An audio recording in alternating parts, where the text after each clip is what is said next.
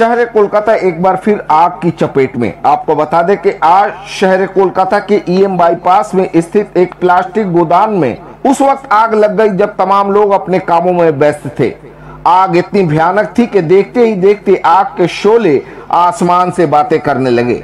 EM bypass के अंचल का पूरा इलाका काले धुएं से ढक गया। स्थानीय लोगों ने दमकल विभाग को इसकी सूचना दी। इस खबर को पाकर दमकल की 3 गाड़ियां मौके पर पहुंची और आग बुझाने के कामों में जुट गई। सूत्रों से मिली जानकारी के अनुसार ईएम बाईपास के इस आग की घटना ने आसपास के कई झोपड़ियों को अपने चपेट में ले लिया, जबकि जानी नुकसान की कोई खबर नहीं है।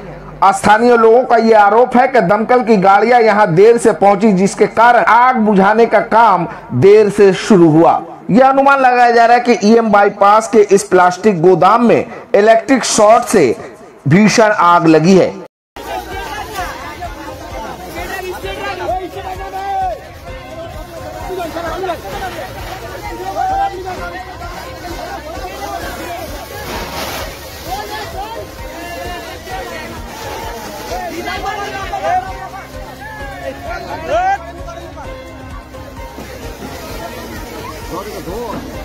아치고